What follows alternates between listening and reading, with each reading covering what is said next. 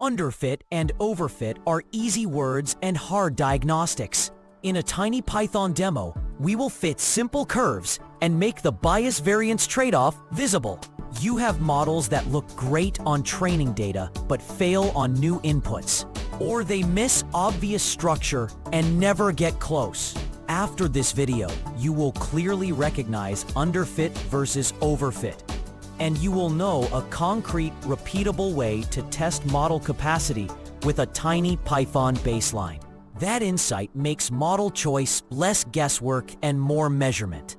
I'm Professor Pi, teaching AI foundations from basics to advanced with simple, concepts-first Python that helps you solve bigger real-world problems. Bias versus variance is the core tension when we teach machines to predict. In practice, it decides whether a model is useful out in the wild. If a model is too simple, it cannot capture the true pattern. If it is too flexible, it chases noise and performs badly on new data. Success looks like low error on held-out examples, not just on the points you trained on. The intuitive idea is easy. Bias is systematic error from a model that is too restrictive. Variance is instability because the model is too flexible and sensitive to noise. Think of fitting a smooth sine wave with a straight line versus a wiggle machine that passes through every training point. The line has high bias and low variance. The wiggle model has low bias on training points, but high variance on new inputs. We will build a tiny experiment. We make a noisy sine training set, fit a simple line and a very flexible polynomial, measure training and clean test error, then sweep model complexity to find a best degree. The code uses NumPy for array math and polynomial fits. Keep your mental model simple. We are turning complexity up and down to observe underfitting and overfitting. This snippet builds a tiny noisy dataset for curve fitting. We use NumPy to create 12 training X values and a smooth sine target, then add Gaussian noise with a fixed seed for reproducibility. The arrays XTR and YTR form the training set, while XTE and YTE give a clean test curve to judge generalization. Using a clean test target helps separate noise fitting from genuine signal learning. The printed sizes confirm our split and make the next steps predictable. Now we fit a simple line to the noisy training points and look at training error. This snippet fits a simple linear model and measures training error. The function NumPy polyfit, which computes polynomial parameters that best fit data in a least squares sense, finds the best line parameters for degree 1, and NumPy polyval turns those parameters into predictions, y1 trar. We compute root mean squared error as a clear scale for training fit. A line has high bias for a curved sine pattern, so error will remain noticeable even on training data. The printed RMSE illustrates underfitting in action and gives a baseline error to compare with more flexible models.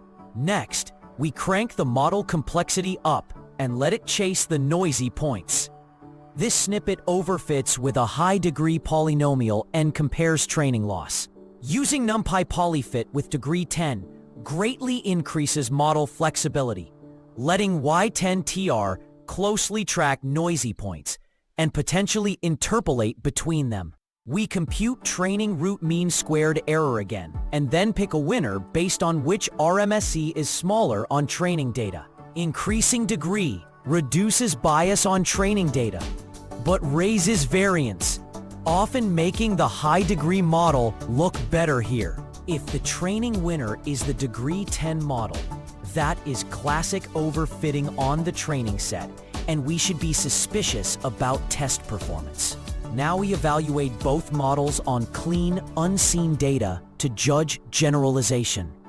This snippet evaluates both models on unseen test data. We use NumPy polyval to get predictions on XTE, then compute root mean squared error against the clean sine curve YTE, which serves as our ground truth for generalization. The linear model's high bias may still produce stable errors, while the high-degree model's variance can cause large deviations off the training points. The comparison now reflects real generalization rather than memorization. If the test winner flips to the linear model, you have witnessed overfitting hurting out-of-sample performance. Next, we automate a small search over polynomial degrees to pick a reasonable capacity. This snippet searches degrees to balance bias and variance using test root mean squared error. We loop over a small list of degrees, fit each polynomial with NumPy polyfit, and evaluate its predictions on the clean test curve with NumPy polyval.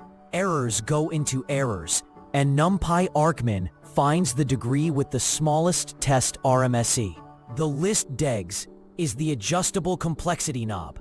Increasing it lowers bias, but raises variance. The printed best degree gives a tiny, complete baseline for choosing capacity that generalizes. To map this toy example to a real project, replace the sine curve with your feature and target. Use a realistic test split and treat degree as any capacity hyperparameter on a model class. The same pattern flags overfitting on sensor regression, price forecasting, or small tabular problems. Recap in 3 quick points. What it is: a bias variance experiment that varies model complexity and measures training and clean test error. When to use it: when you want to diagnose whether poor test performance comes from a model that is too simple or too flexible.